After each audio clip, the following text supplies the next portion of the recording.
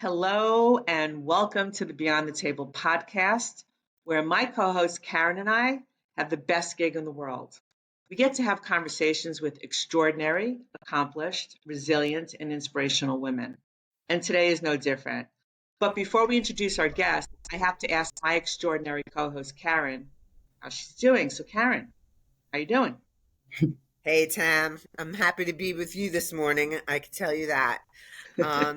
As always, we have a really interesting guest today that I'm really excited to speak to and just get some insight from. So, yeah, we're taking it beyond the table. I agree. We are so excited to have Jacky Teplitzky on. Jacky is a true success story, and besides being an extremely successful real estate broker, who, by the way, has sold over $2 billion of high-end properties in New York, South Florida, and the Hamptons, which is a huge wow. She is a board member of REBNY, which is the Real Estate Board of New York, I believe, the UJA Federation of New York as well. She's a national board member of the Israeli American Council and a supporter of B'lai V'chad and other major organizations. Jacky is a recognized and noted speaker, keynote, and coach, leading seminars at conferences across various industries.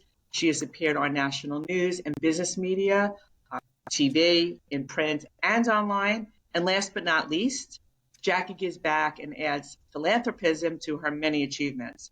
Born in Santiago, Chile, and raised in Israel, Jacky emerged from humble beginnings, but always found a way to rise through the ranks and find success. Jacky worked as a managing director for a multinational firm in Spain before finding her true passion, real estate.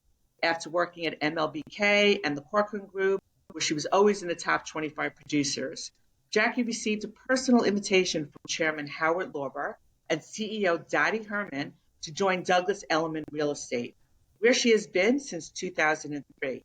Jacky was one of the first in New York City residential real estate to successfully launch the team concept. We all know of each team now, but Jacky was the one who originated the concept. Just keep that in mind. And under her guidance, the Jacky Teplitzky team was consistently ranked among Douglas Elliman's top 10 producers. In 2019, she merged her team with Baruch to create a super mega team, Teplitzky Junair. Amazing. Welcome, Jacky. It is truly an honor to have you on. It's my true honor to be on. And I know you, Tammy, from a different world, correct? Yes. So this collaboration is a real pleasure for me because I always liked you as a person. I always liked you as a career woman. So this is a win-win situation. Wow, and I believe in the win-win. We love win-win situations. And I feel the same way, Jacky. I mean, I've always admired you greatly, and I was very excited when you said yes to being on. So, as you know, we like to start the conversation with our guest journey. Your story is, for us and to us, is one of perseverance and resilience. I mean, leaving Chile and immigrating at a young age to Israel, and then once again immigrating to the U.S., and this is without any contacts, coming here, family, sphere of influence. I mean, you just came here. So how did you put one step in front of the other in each situation and, rise through the ranks, as you said, and find success? How did you do it? Tell us how you managed to get this done. Well, I think that, sometimes out of hardship, you have to confront situations in your life that makes you a stronger person. Sometimes it also makes you a better person.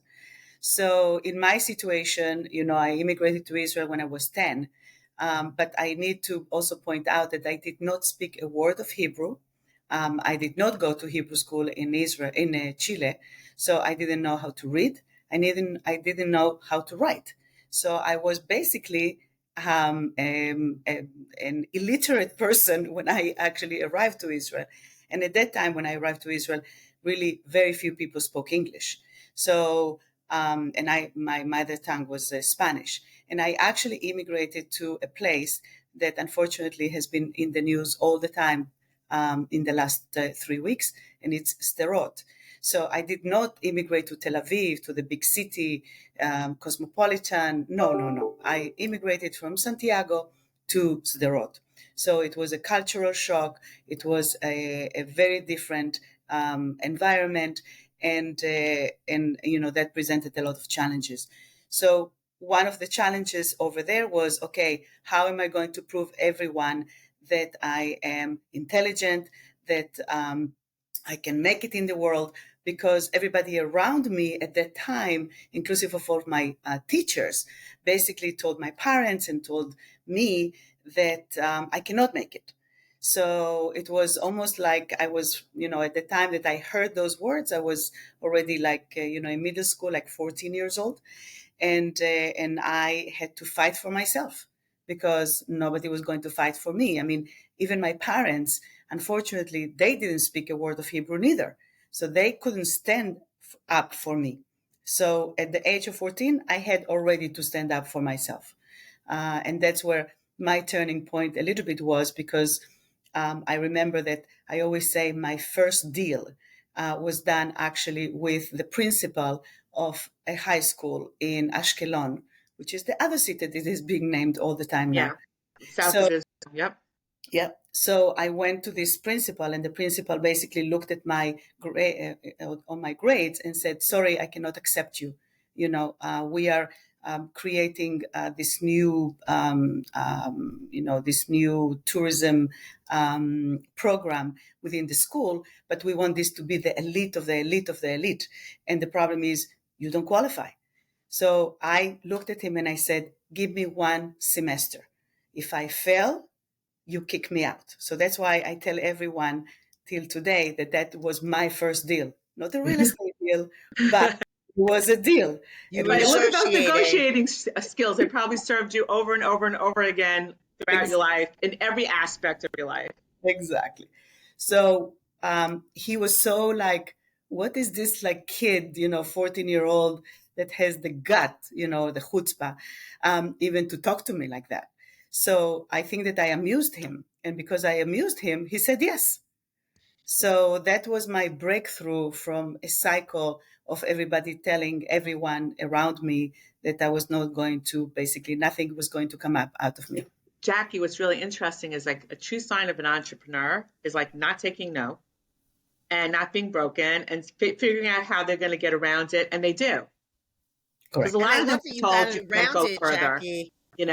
A lot of them are told you can't go further. And they're like, yes, I can. And I'm going to do it. Yep. And what I love so much about what you just said, Jacky, is that you used negotiating skills that you just came to you. It was creative, and you were not taking no for an answer. And I love how you closed your first deal. Thank you.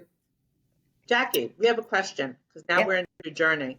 So can you tell me a little bit like how you were in Israel and then you went into the army. Like that's what happens in Israel. The kids all are serving. It's not like the army is, it's kids basically, very young, 18, 19, 20-year-olds.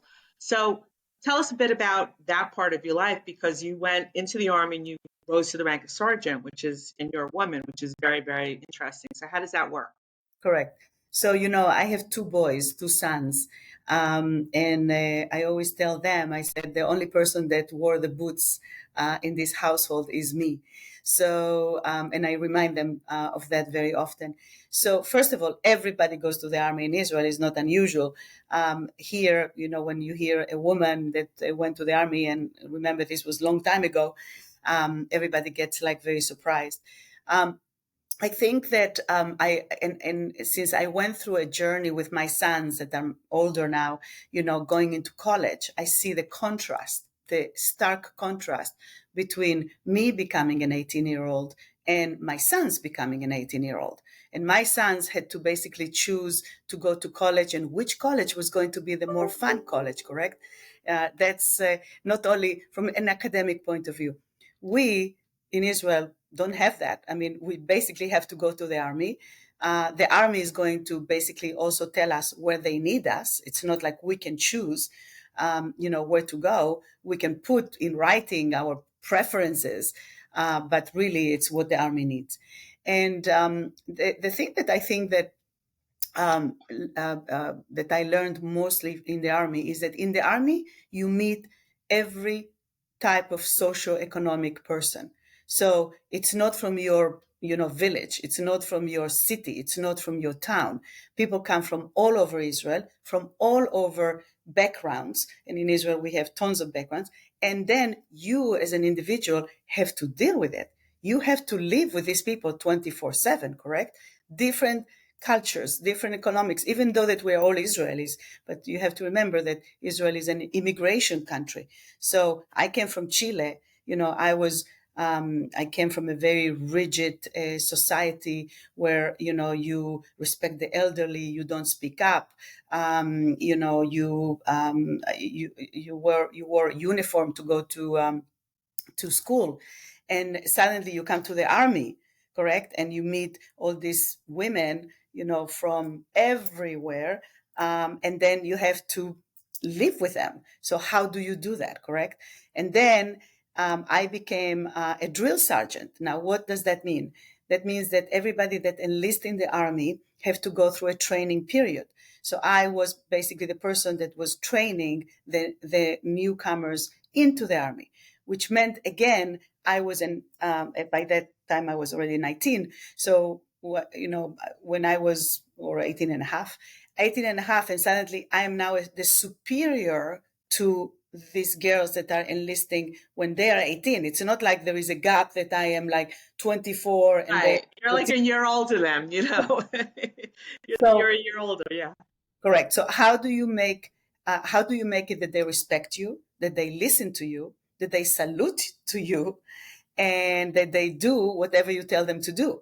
So I think that that's also created in me my public speaking abilities that I have till this day. But also team leading. Think about it. Like, you have a team. You created a team concept because you were able to, at a young age, in your position as being a drill sergeant, to get these 18-year-olds who are just a year younger than you to be on your team, to be Correct. part of the team, and to buy in to whatever you're telling them to do it. So Correct. that's unbelievable training. Yes, at 18. Yeah. And to command that much respect, I can't even imagine what you exemplified to earn that. Correct. And you remember that these are girls that you are telling them in the base, they cannot use makeup, they cannot use this, they cannot do that, all the things that they cannot do. Correct. And you wake them up at like 2:00 in the morning to do push-ups. So. You know what? It's really interesting. I remember when my sons my sons were lone soldiers in Golani, my older two, and they said that, in America, they learned to think of be number one. Like, you get the best times, you compete and you win and you get the best grade. Like, you're competing against everybody else. And one thing that they learned in the Israeli army is it doesn't matter how fast you run. Is your achi, is your brother, is he finishing? Go back and help him finish. You're a team. You think together. You take care of each other. You make sure that every person is accounted for. You don't just think, am I going to make it? Am I going to get it? Am I going to run faster than everybody else and get out of here? So I think it's really important. I think kids here should have that experience too and start thinking as a team and taking care of each other and thinking problem solving to solve together. And I think that is something that probably being in the Israeli army and being a sergeant there and everything probably really gave you great preparation as well. Plus your negotiating skills really gave you great preparation for life, for coming here to America. Oh, absolutely. I also say that, when people ask me about my success in the real estate industry in New York City, and they asked me, to what do I attribute it? And I said, well, I attribute it mainly to my army, training in Israel, because you come here, to New York City, and this is like the heart of finance, the heart of law, the heart of everything, correct, from all over the world. And then you want to go up in the ranking and nobody knows you. So how do you do that, correct? I mean, everybody here is type A. Everybody here wants to make it in New York City, like the Frank Sinatra song. And if you can make it here, you can really make it anywhere. I absolutely believe in that. Jacky, I think that if you can make it in the army, you can make it anywhere. Yes, that's true. Oh my goodness, what a story. So, Jacky, along the way, I mean, when you got here, and you didn't really have contacts, and you wanted to be in real estate, and you had told me like the first thing they were like, well, who do you know? Like, you don't have any contacts. Who are you gonna wind up selling to? You don't have a sphere of influence here. You don't have family connections.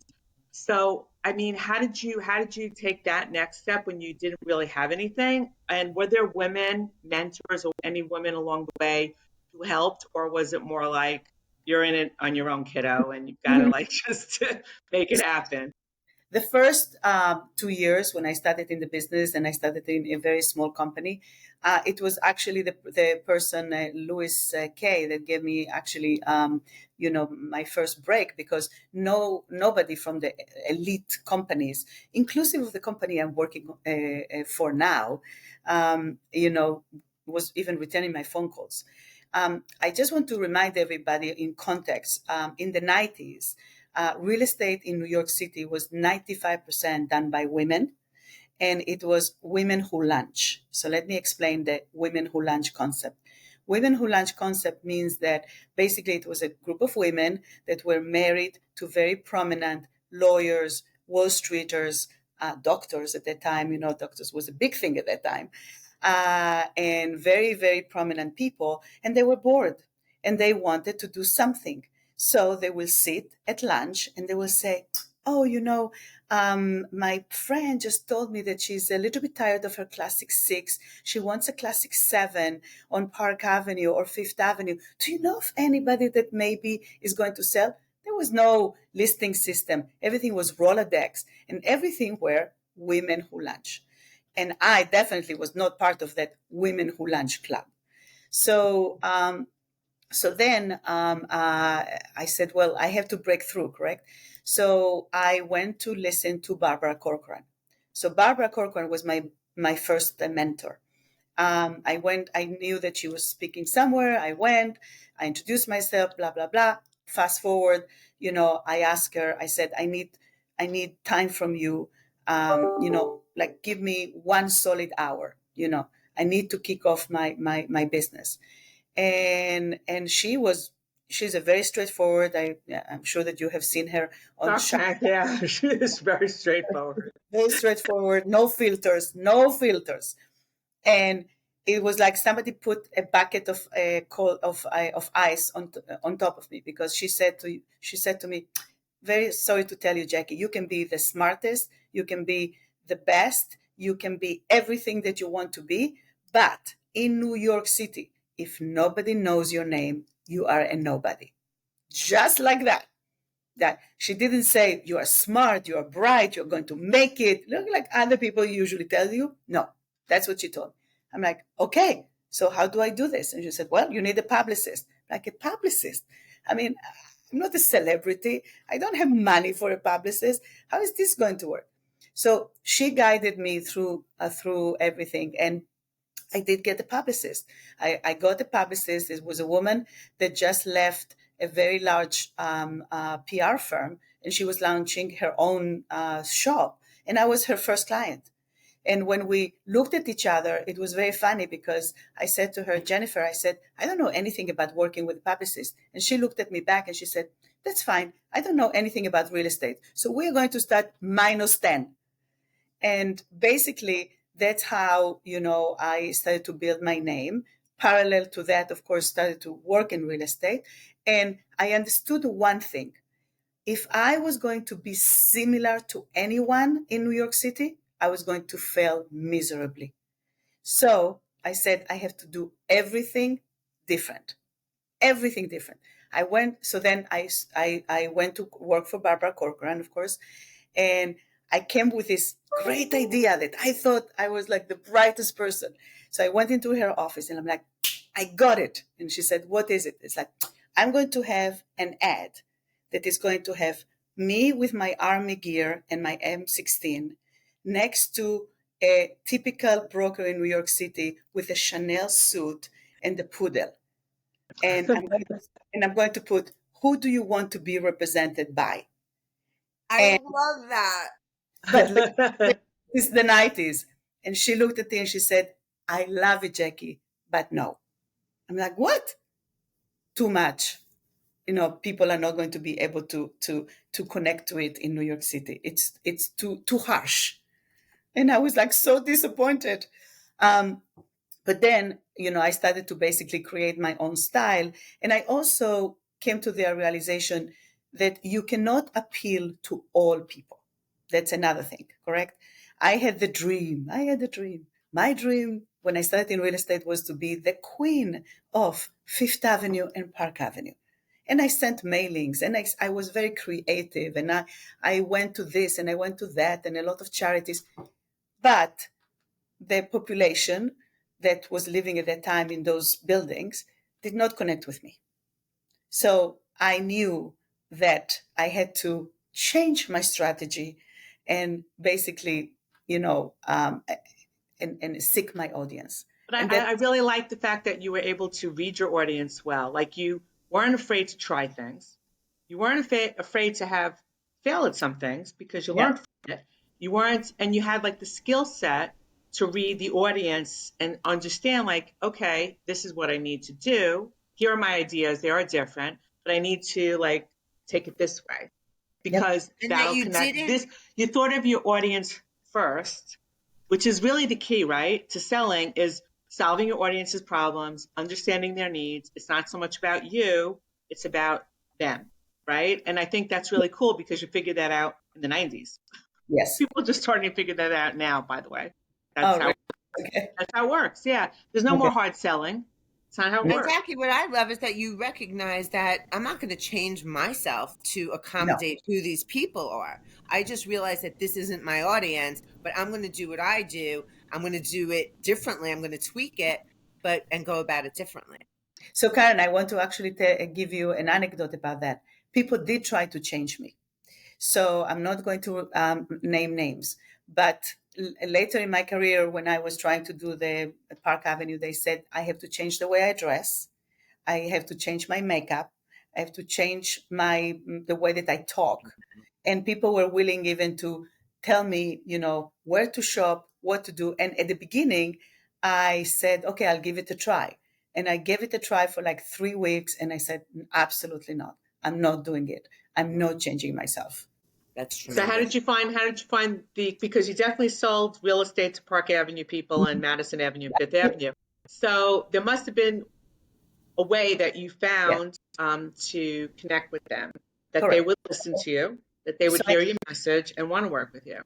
So I realized that my audience was going to be people that can identify themselves with my accent and my background, correct? So I appeal more to the Jewish community. And basically I focus more on the Jewish community and also on the Latin community. So that's another thing that I did, which nobody was doing at that time. Nobody was looking into Latin America. Everybody thought that Latin Americans are all basically people that are poor and starving. And I knew that that's not the case. So I started with my connections, my family connections and everybody in Chile. From Chile, I started to work in Argentina. From Argentina, I started to work in Brazil. So I basically started to develop that niche of my market, and then together with my New York market. But my New York market, not only about the identity of my cultural, also my personality. I want to state that. So my personality, my father always said, my father, passed away in 2019. He said that it was a mistake that I was born as a woman. I have all the attributes as a man. So so I connect very well with Wall Street people, financial people, because I'm very straight to the point. I'm going to tell them, okay, you want to buy an apartment? Okay, 1, 2, 3, these are your choices. These are the yes and no's of each one. Let's analyze. I'm very data driven. So I'm not that type of woman that says, hi, Tammy, how are you? How are the kids? What happened? That's my style, Jacky. So I did, talking about the team, what basically brought me to start a team was that factor, that I needed that other person that I'm not. So the first person that I hired in my team was exactly the opposite of me. had a lot of patience, which I don't have at all. Okay. And was very nurturing, was very like, she will talk like this. And when I started to add more people in my team, that's what I did. I added people that are not like me, correct? And Smart, that very smart. appeal to other people because I knew I'm not going to change myself. No, but you also recognize, look, we all have strengths and weaknesses. We all have pros and cons. And the idea is to rise above that and bring in the people who kind of balance you out and can bring the strengths that you probably don't have or you're not going to change yourself to take on, which is brilliant. I mean, that's what people should be doing, not building teams that are exactly like-minded to them, because then you never have anybody who's even telling you, hey, you know, this may not be working, or being honest with you, because they're not going to be themselves. They're going to be yes men. You don't want yes women or yes men on a team. So let me ask you a question. At Women Beyond the Table, we are all about women's empowerment, and you are too. I mean, Yeah. everything you say is about being a woman who's empowered. So we really love like the whole part, especially of you being in the Israeli Defense Forces, you serving as a sergeant there, because we feel like also besides your personality that we could see as a young age, where you were negotiating to get your place and take the steps that you needed to take in difficult circumstances with immigrating to like Israel, going from Chile to Israel, and then coming here, Israel to America as well. But let me ask you a question. With what's happening now, you have a perspective that's very unique and different. You served in the IDF, and you're also on the board of very important organizations that have relationships that go very deep into Israel and into the Jewish community. So let's talk about what's going on, the horrific attack of October 7th, what you can highlight and what you could share with us about, from Israel's perspective and what is important today. Yes. So look, I mean, the horrific attack is such that I still cannot even imagine that it actually happened. It was like a horror movie that you think that you dream and it didn't happen, but it did happen. So I think it was a little bit of a wake-up call to the Israeli society. I was in Israel in July for almost 3 weeks, and I went to the manifestations also that were there. I spoke with a lot of people, and I have a lot of friends and family that have different opinions, correct? In Israel, you have a lot of opinions. Mm-hmm. So I think that this was a little bit of a wake-up call to everyone, correct? We, in the Israeli society, we always feel that we are very powerful, that we are a little bit, that we have the resources, that we are above a lot of people and all of that. And that gives us our strength, correct? And that's the also strength that we give to our children and to the Jewish communities around the world. So this was a little bit of a wake-up call in saying, you know what? We need to see what's happening. I also think that it affected a lot of the Jewish communities outside the U.S. Outside Israel, because outside Israel, a lot of the Jewish community was also basically on the brink of a breakdown. You had the people that were criticizing Israel and said, I don't want to hear about Israel anymore. I'm talking about Jews. I'm not talking about non-Jews. Yeah. We were very, very ununified and a lot of different, between the left, the right, the middle. I mean, it's been very challenging. And the Jews who are leftists. Correct. But also I think that the younger generation of Jews were even more like, getting away from Judaism, because, I have a 28-year-old and I have a 25-year-old. So I can tell you from my conversations with them and their friends. So for them, it's like, well, I'm a Jew, but I don't really keep kosher. I don't really go to synagogue. So they were already thinking that they can basically go about their life and not even to mention them being Jewish. Well, guess what? The world is telling you that no matter what, if you're Jewish, you're Jewish. And you're going to be discriminated. You're going to be discriminated. You're going to have anti-Semitism in your own college. You're going to have anti-Semitism in your own backyard. You're going to go to dinner with your friends, and they're going to start talking about it.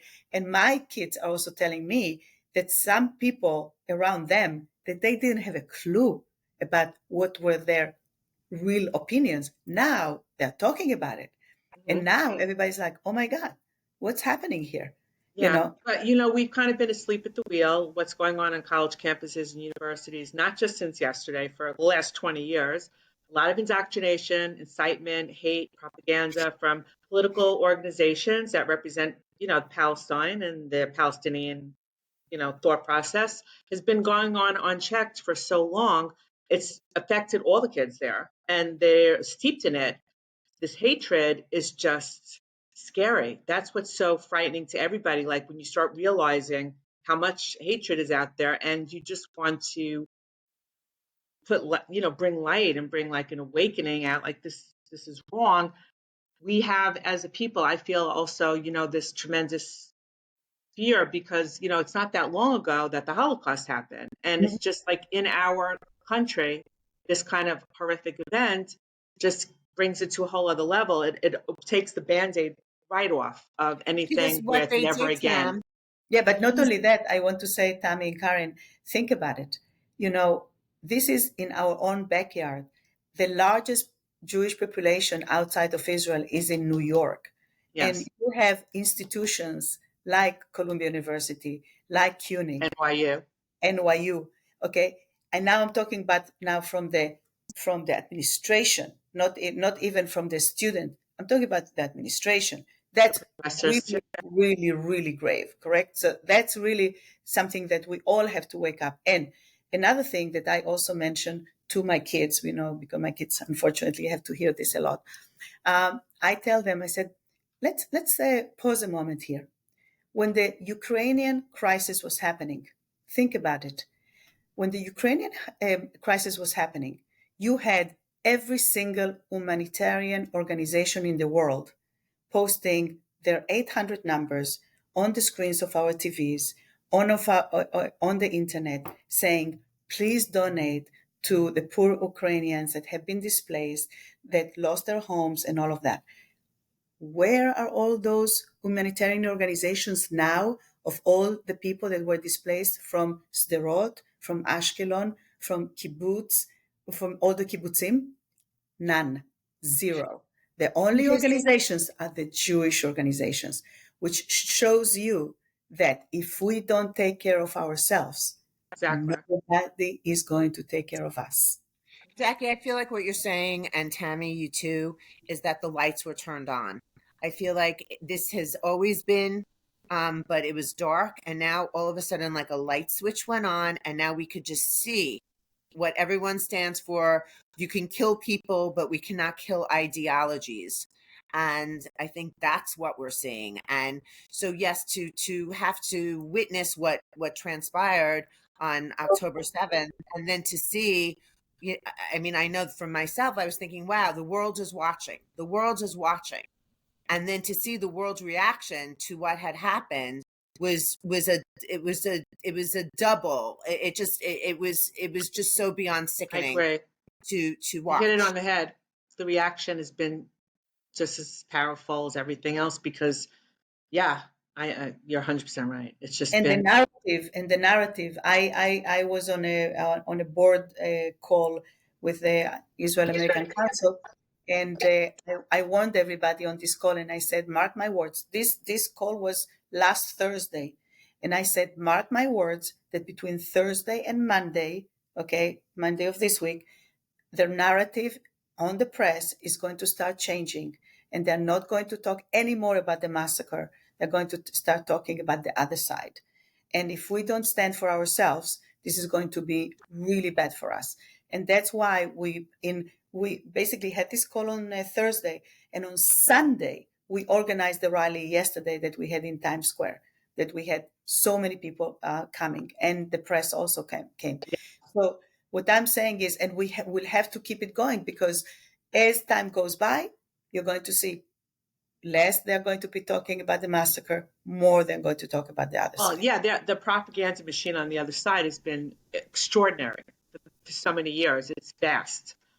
It's a very vast thing. So, Jacky, listen, listening to your story and all the life experience that you have, the things that you've gone through, the things that you've built, the lessons you've learned, what we've heard challenges that you've like overcome the hurdles and everything. But if you had to talk to your younger self today, like if you say, okay, young Jacky, I'm Mhm. going to give you some advice. What would be some of the things you'd be telling your younger self when she's starting out? So the first one is basically related to the story that I said, that you cannot appeal to everyone. You have to be very, very honest with yourself about who you are, um, your demeanor, your personality, and who do you appeal to. Because in real estate, you really don't sell real estate, you sell yourself. Okay. So you don't sell a product, you sell yourself. So I think that for me, that would have saved me 2 or 3 years, okay, of all these efforts, of me trying to appeal to certain people and not being able to appeal to. So that would be, the first thing. Second thing that I want to say is talking about in general, correct? I went through a lot of hurdles also in my private life. And one of the things that women, I still hear women now in their 30s saying, well, if I find the right person, I'm going to settle in, I'm going to be a full-time mom, and that's it. That's it for me. And these are brilliant women, with incredible college degrees, incredible graduate degrees. And then you hear the statistics, correct? So what are the statistics right now in the world? 60% rates of divorce rates. I mean, so many things. And women, because they think that their focus is on the children, they don't take care of their financials. They don't understand how to manage financials. They don't understand how to save money. They usually are the people that pay the bills and all of that, but not on the investment side. That they leave to somebody else.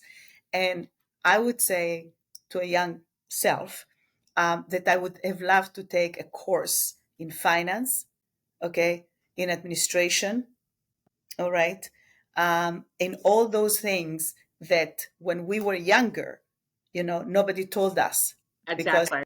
we didn't have role models. Also, my mom and my father, my father, she worked with my father, but he handled the money. So this is something so crucial. I think that it's also something so crucial for women to understand. Even if you have the perfect life now, okay, you have to take care of yourself. You cannot be dependent on other people. First of all, because you can never know. I'm not talking about only divorce. There are things that happen. Look what happened to us during COVID. I have a member of my team, a young woman with 2 young kids, and her husband, passed away from COVID, very young, and she was left with 2 kids, and then, wow, how do I do this? How do I manage a household? All of that. So I think that that's the second thing that I will tell my young self is, to be smarter about the financial part, of the business. Can I tell you something? What you said about being smarter with finances. We talk about this all the time. As a matter of fact, Women Beyond the Table, the podcast Beyond the Table is a piece of Women Beyond the Table. And one of the things that I've made sure to do is bring people in, like in our membership, we have financial advisors and have them give presentations to the women on what is important, how to get the right, pieces in, from life insurance to long-term care to all kinds of planning that you can do that actually build resources, and especially the younger you start and how to do this. And you can really wind up, building something great and having money for your children, for education, and all kinds of things. And we didn't know, nobody spoke to me about this years ago, or I don't want to hear it because my husband, he was working and I was with kids. But I think in school, I think they should start teaching finance in school to kids. Like even how to, like one of my friends was telling me she's in financial planning and her 8-year-old knows not to put money in the bank because we aren't getting any interest. He's Mhm. 8. But she explained it to him how it works. But yeah, I agree that is so important for women, and that is a piece that's definitely I would tell my younger self. And that's one of the things I always say, like people ask me what we tell your younger self. I always say, take care of me and do a better job of taking care of me, because you can't take care of anybody if you're not taking care of yourself. And get your finances together and start thinking long term. Yeah. Yeah. Jacky, I just have to say, you are truly an inspiration. Your courage, your conviction of yourself, like I love like how you're just you're just would not break. You're just an unbroken. I'm getting through this, and I'm going to figure it out. You just had this conviction in yourself that I just admire greatly. Thank you. I do break from time to time, so that's enough. But she gets right back up again. This one, she doesn't wallow in it. Now, Jacky, what is the best way for the audience to reach you? For me, it's still email. Yeah, email or WhatsApp. Because between the text and this and that, it goes like it goes lost. It gets sometimes lost in the shuffle of my business life. So, but I like to be also a mentor. Tammy, you and I, when we had lunch, I said that my plan C in life, will be to be more involved in women empowerment, and I'm trying to think about how can I go about it, how can I, do that, because I feel very passionate about that. So I welcome anybody that wants to ask me anything, to approach me. I'm very approachable, and and I like to see other people succeeding. And you know what? Jacky Teplitzky is on Instagram under Jacky Teplitzky. Yep. She's on LinkedIn, Jacky Teplitzky, Teplitzky. And her first name is spelled Jacky. So it's Jacky Teplitzky. And you can always contact Women Beyond the Table. And if you want her email to reach out directly, we can help you with that too. Women Beyond the Table, just go to our website, www.womenbeyondthetable.com, and we can help connect you to Jacky Teplitzky. Now, Jacky, this is actually the longest recording that we've had, right? For even our season 2, yes, because the conversation's been fantastic and you're really interesting to listen to. So, thank you. With that being said, we're going to say goodbye, and we want to thank you so much for taking the time from your very busy schedule and all of the work that you're doing now with in this time of crisis with the Israeli boards that you're part of and the work that you're doing with B'lai V'chad and the other organizations. So we really appreciate your time, and God willing, things will work out to the best, and the best situation and outcomes will be there. So we appreciate you, and thank you so much. And I appreciate you, and I appreciate Caryn, and I'm looking forward to hear myself, so it's like funny. You never listen to yourself usually. And I wish everybody a peaceful weekend. Thank you. Amen to that. Thank you. All right.